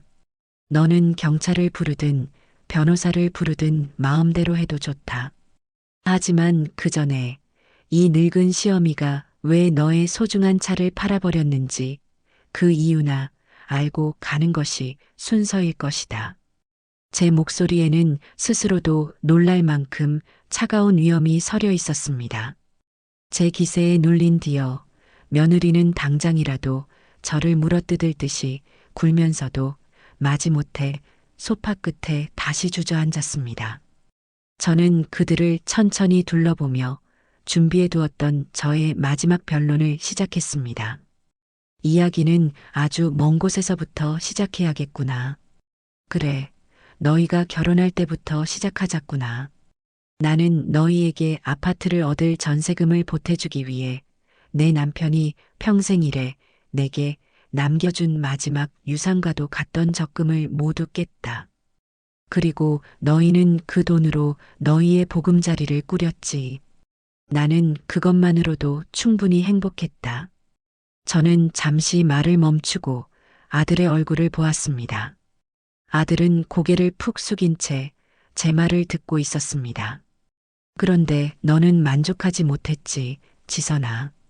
뚜벅이로 살 수는 없다며 친구들은 다 외제차를 몬다며 매일같이 혁수를 닥달했더구나. 그 성화에 못 이긴 아들 녀석이 내게 와서 손을 벌렸을 때 나는 사실 반대했다. 분수에 맞게 살아야 한다고 타일렀지. 하지만 결국 나는 너희에게 지고 말았다. 내 마지막 남은 비상금을 털어 너희에게 차값을 보태주었다. 너희가 그토록 원하던 그 흰색 세단은 그렇게 내 노후와 맞바꾼 물건이었다. 며느리의 얼굴이 딱딱하게 굳어갔습니다. 아마도 이런 옛날 이야기까지 꺼내리라고는 상상도 못했을 겁니다. 나는 그 차가 너희의 발이 되어주고 너희의 삶을 더 윤택하게 만들어주기를 바랐다.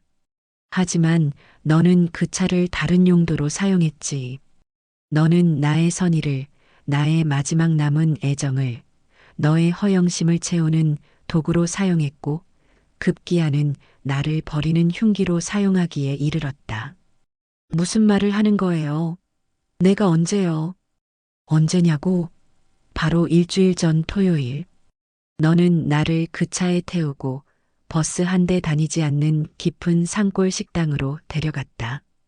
그리고는 화장실에 다녀오겠다는 뻔한 거짓말을 남기고 나를 그곳에 버린 채 혼자 도망쳐 버렸지.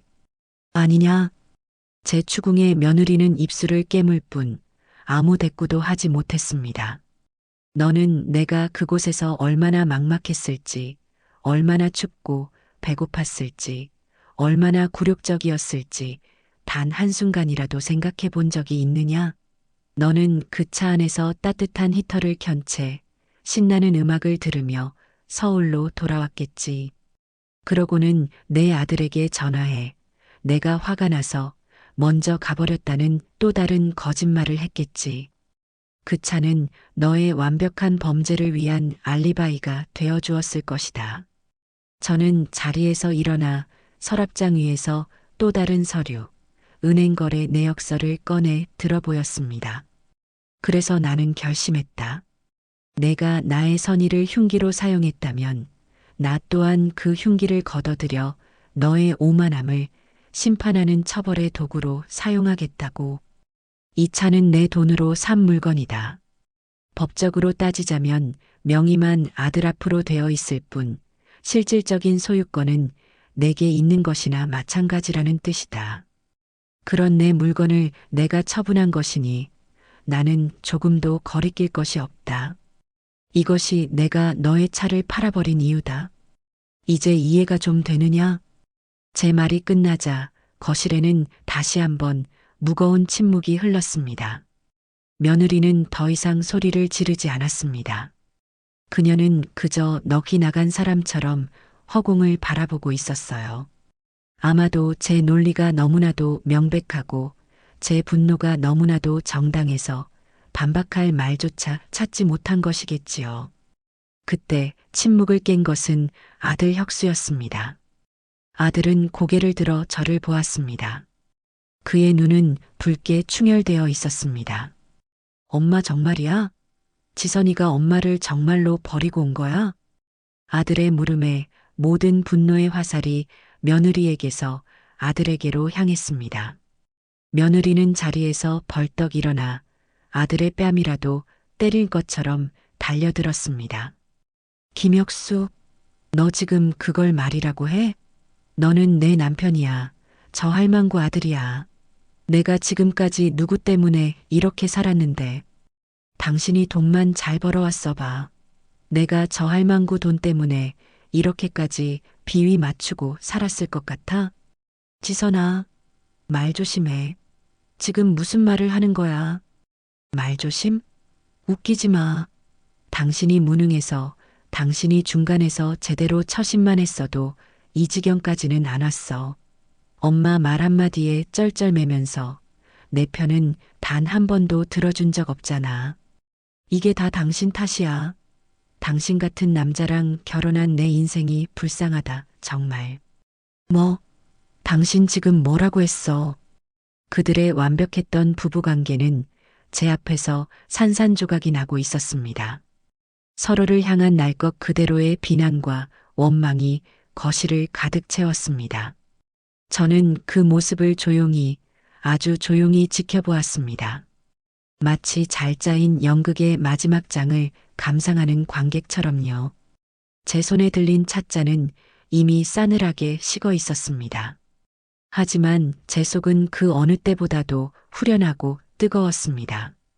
저들이 서로를 물어뜯으며 무너져 내리는 모습이 제게는 지난 10년간 묵은 체증을 쓸어내리는 소화제와도 같았거든요. 제 거실에서 벌어진 부부싸움은 한참 동안이나 계속되었습니다. 서로의 밑바닥까지 긁어내는 비난과 고성이 오갔지만 저는 그저 말없이 앉아 그들의 민낯을 구경할 뿐이었습니다. 결국 지칠 대로 지친 며느리가 더 이상 당신이랑은 말 섞기도 싫어 하고 소리치며 제 집을 뛰쳐나갔습니다. 아들 혁수는 망연자실한 표정으로 한참 동안이나 현관문을 바라보다가 이내 소파 위에 힘없이 주저앉았습니다. 집안에는 아들의 거친 숨소리와 시계 초침 소리만이 어색하게 울렸습니다. 다음 날부터 저의 일상은 놀라울 정도로 평온해졌습니다. 하지만 아들 내외의 집은 전쟁터나 다름없었을 겁니다. 동생 정희가 전해주는 소식통에 따르면 그들은 차를 되찾기 위해 온갖 발버둥을 치고 있는 모양이었습니다. 언니, 들었어? 그 오지선이라는 게 김서방을 닥달해서 어제 우리 김 사장한테 전화를 했나 봐. 자기 차 돌려내라고, 안 그러면 고소하겠다고 난리를 쳤대. 동생은 전화를 통해 거의 생중계를 하듯 신나서 떠들어댔습니다. 그래서 김 사장이 뭐라고 했대? 김 사장이 누군데? 아주 점잖게 그랬대. 사모님, 저희는 차량 원소유주이신 박정숙 어르신과 합법적인 절차에 따라 계약을 체결했을 뿐입니다. 차는 이미 어제 다른 분께 판매가 완료되었습니다. 억울하시면 저희가 아니라 박정숙 어르신과 법적으로 해결하셔야 할 것 같습니다. 하고 딱 끊어버렸대. 아주 고소해 죽겠다고 나한테 그러더라니까. 저는 그 이야기를 들으며 옅은 미소를 지었습니다. 모든 것이 제 계획대로 돌아가고 있었습니다.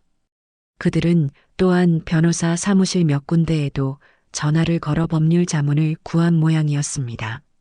하지만 돌아오는 대답은 모두 같았을 겁니다. 증여가 완료되었다는 명확한 증거가 없는 한 차량 구입 자금의 실질적인 제공자인 원소유주의 처분 행위를 문제 삼기는 어렵다. 그 차는 이제 법적으로도 현실적으로도 그들의 손을 완전히 떠나버린 것이었습니다. 모든 노력이 수포로 돌아가자 아들 녀석에게서 연락이 오기 시작했습니다. 처음에는 제가 받지 않았습니다. 수십 통의 부재중 전화가 찍히고 길고 짧은 문자 메시지가 쌓여갔습니다. 내용은 대부분 비슷했습니다. 엄마 미안해. 엄마 얼굴 한 번만 보고 얘기하자. 내가 다 잘못했어. 하는 의미 없는 단어들의 나열이었죠. 저는 그 메시지들을 읽어보았지만 답장은 하지 않았습니다.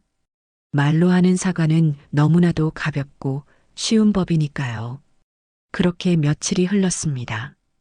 더 이상 제게 매달리는 것이 소용없다는 것을 깨달았는지 아들의 연락도 뜸해졌습니다. 저는 이제 모든 것이 끝났다고 생각했습니다. 그런데 그 주 주말 저녁 누군가 현관문을 두드렸습니다. 인터폰을 확인해 보니 며칠 사이에 10년은 늙어버린 듯한 퀭한 얼굴의 아들이 서 있었습니다. 저는 잠시 망설였습니다. 하지만 이 문제를 매듭짓기 위해서는 마지막으로 그의 이야기를 들어줄 필요가 있었습니다. 문을 열자 아들은 아무 말 없이 집 안으로 들어와 제 앞에 털썩 무릎을 꿇었습니다. 그리고는 아이처럼 목 놓아 울기 시작했습니다. 저는 그런 아들을 그저 말없이 내려다보았습니다. 한참을 그렇게 울던 아들이 겨우 고개를 들어 저를 보며 입을 열었습니다. 그의 목소리는 물에 젖은 솜처럼 축축하고 힘이 없었습니다. 엄마 제가 다 잘못했어요. 저는 대답하지 않았습니다. 그가 무슨 말을 하는지 끝까지 들어보기로 했습니다. 저는 정말 몰랐어요. 지선이가 엄마한테 그런 짓을 했을 거라고는 상상도 못했어요. 그 사람이 화장실에서 돌아와서 엄마가 화가 나서 먼저 가버렸다고 했을 때 저는 바보같이 그 말을 다 믿었어요. 아니, 믿고 싶었던 것 같아요. 그 편이 더 편했으니까요. 엄마가 왜 화가 났는지, 우리가 뭘 잘못했는지 깊이 생각하는 것보다 그저 엄마의 예민한 성격 탓으로 돌려버리는 게 훨씬 더 쉬웠으니까요. 아들은 자신의 비겁함을, 자신의 어리석음을 남김없이 고백했습니다. 엄마가 그날 우리 집에서 차를 팔았다고 했을 때도 저는 사실 엄마를 원망했어요. 어떻게 우리한테 상의도 없이 그런 엄청난 일을 저지를 수 있느냐고 엄마가 너무하다고 생각했어요. 지선이가 엄마한테 소리 지를 때 저는 그 사람을 말려야 하는 게 아니라 오히려 엄마한테 같이 따져야 한다고 생각했어요. 제가 그런 놈이었어요, 엄마. 아들의 눈에서 굵은 눈물이 쉴 새 없이 흘러내렸습니다. 그것은 지난번 제 앞에서 며느리를 감싸며 흘리던 악어의 눈물과는 질적으로 다른 진심에서 우러나온 참회의 눈물이었습니다. 그런데 엄마, 집에 돌아가서 곰곰이 생각해 봤어요. 그리고 지선이를 추궁했어요. 처음에는 끝까지 발뺌하던 그 사람이 결국 모든 걸 다 실토하더군요.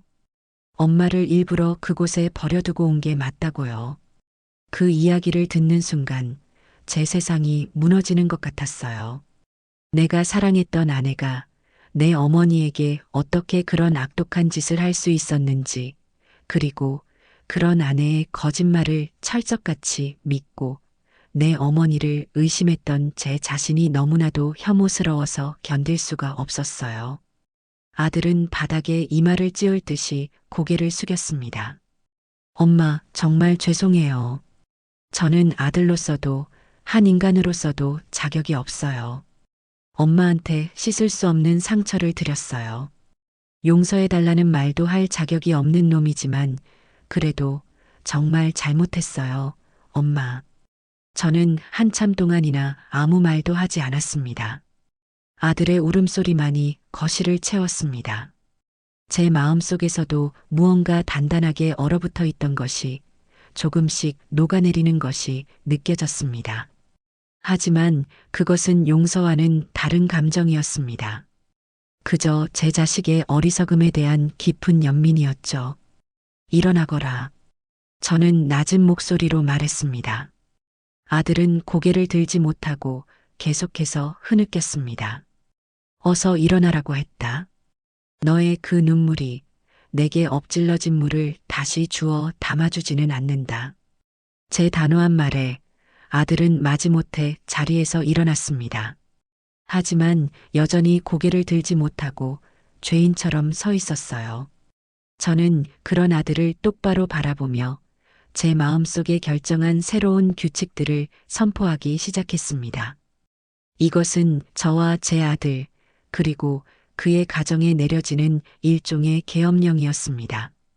첫째, 내가 판 자동차 값은 단 한 푼도 너희에게 돌려줄 수 없다. 그 돈은 더 이상 너희의 차값이 아니다. 그것은 너희가 짓밟은 내 자존심의 값이며 앞으로 내 남은 인생을 지켜줄 마지막 보루다. 이제부터 너희 부부는 오롯이 너희의 힘으로 살아남는 법을 배워야 할 것이다. 다시는 내게 경제적인 도움을 바라는 일은 없어야 한다. 아들은 조용히 고개를 끄덕였습니다. 둘째, 너의 아내는 너의 가정의 문제다. 나는 더 이상 너희 부부의 일에 관여하지 않겠다. 지선이의 그 못된 버릇을 고치는 것도 너희의 무너진 관계를 바로 세우는 것도 모두 너의 몫이다. 내가 만약 그 문제를 스스로 해결하지 못하고 또다시 내게 기대려 한다면 그때는 나 역시 너를 내 아들로 생각하지 않을 것이다. 제 말의 의미를 알아들었는지 아들의 어깨가 더욱 움츠러들었습니다. 저는 마지막 선고를 내렸습니다.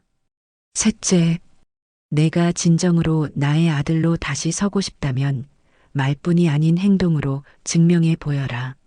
너의 가정을 바로 세우고 한 사람의 가장으로서 그리고 한 여인의 아들로서 부끄럽지 않은 사람이 되었을 때 그때 다시 나를 찾아오너라. 그때까지는 나 역시 너를 찾지 않겠다. 제 말이 끝나고 아들은 한참 동안이나 말이 없었습니다. 그리고는 아주 작은 목소리로 알겠습니다. 어머니라고 대답했습니다. 그는 저에게 차마 더는 다가오지 못하고 뒷걸음질 치듯 현관으로 향했어요. 문을 열고 나가기 전 아들은 마지막으로 저를 돌아보았습니다. 그의 눈에는 수많은 감정이 뒤섞여 있었지만 저는 그 눈을 외면했습니다. 현관문이 닫히고 저는 다시 혼자가 되었습니다. 거대한 폭풍이 휩쓸고 지나간 것처럼 마음이 허전하면서도 이상하게 후련했습니다. 저는 이제 더 이상 누군가의 어머니 누군가의 시어머니가 아니었어요. 저는 오롯이 박정숙이라는 이름의 한 인간으로 제 앞에 놓인 길을 걸어갈 준비를 하고 있었습니다. 가족이라는 이름의 무거운 굴레를 벗어던진 진짜 나의 인생이 이제 막 시작되고 있었어요. 그날 이후 제 삶에는 고요한 평화가 찾아왔습니다. 하지만 아들 내외의 삶은 정반대의 방향으로 흘러가고 있는 듯 했어요. 모든 소식은 동생 정희를 통해 간간히 들려왔습니다. 정희는 마치 첩보원이라도 된 것처럼 자신의 친구들과 지인들을 총동원해 그들의 소식을 알아내어 제게 전해주곤 했습니다. 언니, 대박 소식이야. 내 친구가 어제 백화점 VVIP 라운지에서 오지선을 봤는데 예전처럼 우아하게 커피는커녕 쇼핑백을 양손에 바리바리 들고 낑낑대면서 버스 정류장 쪽으로 걸어가더래. 얼굴은 아주 똥 씹은 표정으로 말이야. 사람들이 다 쳐다보는데 창피해서 고개도 못 들더래. 저는 그 이야기를 들으며 쓴웃음을 지었습니다. 자신의 분신과도 같았던 차를 잃어버린 며느리의 추락은 어쩌면 예견된 일이었을 겁니다. 그녀에게 차는 단순한 이동수단이 아니라 자신의 계급과 자존심을 상징하는 훈장이었으니까요. 그 훈장을 빼앗긴 지금 그녀는 발가벗겨진 채 세상에 내던져진 기분이겠지요. 동생은 또한 며느리가 친구들 모임에도 잘 나가지 않고 SNS 활동도 뚝 끊었다고 했습니다. 아마도 차가 없어진 이유를 둘러댈 마땅한 변명거리를 찾지 못했기 때문일 겁니다. 시어머니가 팔아버렸어요 라고 사실대로 말할 용기는 더더욱 없을 테고요. 아들 혁수 역시 힘든 시간을 보내고 있는 듯 했습니다. 그는 제가 내건 조건들을 지키기 위해 애쓰고 있었습니다. 처음 몇 주 동안은 아무런 연락이 없었습니다. 그러던 어느 날 아침 현관문을 열어보니 문고리에 커다란 장바구니가 걸려 있었습니다. 안에는 제가 좋아하는 과일과 채소, 그리고 질 좋은 고기가 가득 들어 있었어요. 쪽지나 편지 같은 것은 없었습니다. 그저 묵묵히 자신의 존재를 알려오는 그만의 방식이었습니다. 그런 일은 그 후로도 일주일에 한 번씩 반복되었습니다. 2달쯤 지났을까요? 아들에게서 짧은 문자 메시지가 왔습니다. 엄마, 지선이와 함께 부부 상담을 받기 시작했습니다. 아직은 많이 서툴고 어렵지만 노력해 보겠습니다. 저는 그 문자에 답장하지 않았습니다. 하지만 제 마음속에 단단했던 얼음이 조금 더 녹아내리는 것을 느꼈습니다. 그가 도망치지 않고 자신의 문제를 정면으로 마주하기 시작했다는 사실이 대견하게 느껴졌기 때문입니다. 시간이 약이라는 말처럼 우리의 상처는 그렇게 각자의 자리에서 각자의 방식으로 서서히 아물어가고 있었습니다. 그리고 저는 제게 주어진 이 소중한 시간과 자유를 어떻게 사용할 것인지에 대해 진지하게 고민하기 시작했습니다. 제 통장에는 제 인생 최대의 거금이 잠들어 있었습니다. 어떤 이들은 이 돈으로 더 크고 좋은 집으로 이사를 가라고도 했고, 어떤 이들은 안전한 곳에 묻어두고 노후를 편안하게 보내라고도 했습니다. 하지만 저는 다른 선택을 하고 싶었습니다. 평생을 누군가의 아내로, 누군가의 어머니로 살아왔던 제가 이제는 온전히 박정숙이라는 한 사람의 여인으로 살아보고 싶다는 욕망이 제 안에서 꿈틀거렸습니다. 저는 어느 맑은 가을날 시내에서 가장 큰 여행사를 찾아갔습니다. 그리고 그곳에서 가장 두껍고 화려한 책자 하나를 집어들었습니다. 꿈의 크루즈 90일간의 세계 일주. 상담원은 제 행색을 보고는 반신반의하는 표정이었지만 제가 가장 비싼 로열 스위트 객실을 현금으로 일시불 결제하겠다고 하자 태도가 180도 바뀌었습니다. 그녀는 제게 온갖 종류의 차와 다과를 내어오며 크루즈 여행의 환상적인 점에 대해 열변을 토했습니다. 지중해의 에메랄드빛 바다와 알프스의 만년설, 파리의 고풍스러운 거리와 로마의 웅장한 유적들.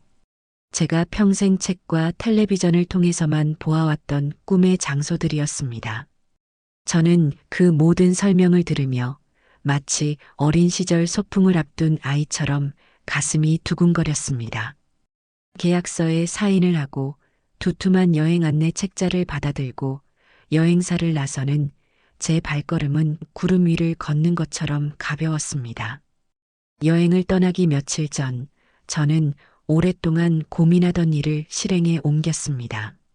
아들에게 연락을 하기로 한 것이었죠. 이것은 용서나 화해의 손짓이 아니었습니다. 다만 한때 내 세상의 전부였던 아들에게 이제 당신의 어머니가 자신의 세상으로 떠나간다는 사실을 알려주는 마지막 의무 같은 것이라고 생각했습니다. 어떤 답장이 올지 혹은 답장이 오지 않을 수도 있다는 생각에 마음이 조금 복잡했지만 저는 담담하게 휴대폰을 들고 짧은 문자를 보냈어요. 나 석 달간 여행 간다. 이제 문 앞에 물건 그만 가져다 놓아라. 더 길게 쓸 말도 덧붙일 감정도 없었습니다. 보내기 버튼을 누르고 저는 휴대폰을 식탁 위에 뒤집어 놓았습니다.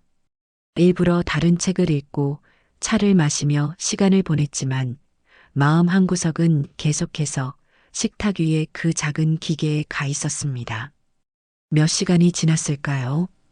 저녁 준비를 하려고 부엌에 서 있는데 식탁 위에서 짧은 진동음이 울렸습니다. 심장이 쿵 하고 작게 내려앉는 기분이었습니다. 저는 손을 닦고 와서 잠시 심호흡을 한 뒤에야 휴대폰을 들어 화면을 켰습니다. 아들에게서 온 답장이었습니다. 몸 건강히 행복하게 잘 다녀오세요, 엄마. 사랑합니다. 문장의 맨 앞에 찍힌 점 3개. 아들 녀석이 이 짧은 문장을 보내기까지 얼마나 많은 시간을 망설이고 얼마나 많은 단어를 썼다 지웠을지 눈에 선하게 그려졌습니다. 저를 향한 미안함과 차마 다가서지 못하는 망설임과 그럼에도 불구하고 전하고 싶었던 진심이 그 점 3개에 모두 담겨 있는 것 같았습니다. 제게 돌아온 것은 용서를 구하는 구차한 변명이 아니라 저의 건강과 행복을 빌어주는 순수한 축복이었습니다. 그리고 마지막에 붙은 사랑합니다라는 그 5글자. 제 기억이 맞다면 아들이 성인이 된 이후 제게 단 한 번도 직접 해주지 않았던 말이었습니다. 그 6글자를 보는 순간 제 눈에서 저도 모르게 뜨거운 눈물 한 방울이 툭 하고 휴대폰 액정 위로 떨어졌습니다.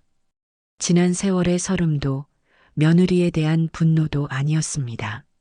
어쩌면 우리는 아주 긴 시간을 돌아 서로를 가장 무거운 짐으로 여기던 그 지독한 관계를 지나 비로소 서로의 행복을 빌어줄 수 있는 진짜 어른 대 어른의 관계로 다시 시작할 수 있을지도 모르겠다는 작은 희망 때문이었습니다. 저는 그 한 방울의 눈물로 제 마음속에 남은 마지막 앙금을 모두 씻어내는 기분이었습니다. 그리고 지금 저는 거대한 크루즈선의 제 방 발코니에 서 있습니다. 출발을 알리는 웅장한 백고동 소리가 인천항 전체를 울리고 육중한 선체가 서서히 부두를 떠나기 시작합니다. 시원하고 짭짤한 바닷바람이 제 흰머리를 어머니의 손길처럼 부드럽게 흩날립니다. 저 멀리 제가 평생을 살아온 땅의 불빛들이 점차 작아지며 마치 밤하늘에 보석을 쏟아부은 것처럼 아득하게 반짝이고 있었어요. 그것은 지나간 제 삶이 보내는 마지막 작별 인사처럼, 그리고 동시에 저의 새로운 인생을 축복해주는 성대한 환영 인사처럼 느껴졌습니다. 제 뒤로는 여행사 직원이 설명했던 로열 스위트 객실이 고요하게 펼쳐져 있습니다. 최고급 호텔처럼 바삭하게 풀을 먹인 침구와 제 이름으로 된 환영 카드, 그리고 얼음이 담긴 은색 통에 꽂혀 있는 샴페인 한 병. 예전 같았으면 분에 넘치는 사치라고 손사래를 쳤겠지만 지금의 저는 이 모든 것을 온전히 누릴 자격이 충분하다고 생각합니다. 이것은 제가 제 힘으로 얻어낸 제 존엄에 대한 정당한 보상이니까요. 저는 샴페인 병을 들어 조심스럽게 마개를 열었습니다. 펑 하는 경쾌한 소리와 함께 하얀 거품이 솟아올랐습니다. 크리스털로 된 길고 얇은 잔에 황금빛 샴페인을 따랐습니다. 기포가 쉴 새 없이 솟아오르는 모습이 마치 새로운 시작을 향한 제 마음속의 설렘 같았어요. 자식은 정성을 다해 키워서 때가 되면 더 넓은 세상으로 훨훨 날려보내는 것이 순리인 것을 저는 너무나도 오랫동안 그 순리를 잊고 다 자란 아들을 제 마음의 가장 크고 좋은 방에 세입자처럼 들여놓고 살았어요. 그 방을 아들의 웃음으로 장식하고 아들을 향한 걱정으로 벽지를 바르곤 했죠. 어느 날 불쑥 나타난 며느리는 그 방에 무단으로 들어와 바닥에 흠집을 내고 창문을 더럽히는 불청객이었습니다. 저는 지난 10년간 그 어지러운 방을 청소하고 두 세입자의 비위를 맞추느라 제 자신을 돌볼 겨를조차 없었어요. 하지만 이제는 아닙니다. 저는 그들을 제 마음의 방에서 미련 없이 내보냈습니다. 악이나 원망이 있어서가 아닙니다. 그저 계약 기간이 끝난 집주인이 묵묵히 제 소유권을 행사하는 것처럼 담담하고 단호하게 제 마음의 주인이 된 것뿐입니다. 저는 그들이 어지럽힌 방의 창문을 활짝 열어 묵은 감정들을 환기시키고 텅 빈 공간을 새로운 희망과 기대로 채워 넣을 준비를 마쳤습니다. 이제 이 방은, 아니 나의 이 마음은 아직 읽지 못한 수많은 책들로 가득한 서재가 될 것이고 앞으로 그려나갈 멋진 그림들을 걸어놓을 갤러리가 될 것이며 새로운 인연들과 함께 춤을 출 수 있는 화려한 무도회가 될 것입니다. 저는 샴페인 잔을 들어 붉게 물들어가는 저녁 노을과 검푸른 바다가 맞닿은 저 아득한 수평선을 향해 높이 들어 올렸어요.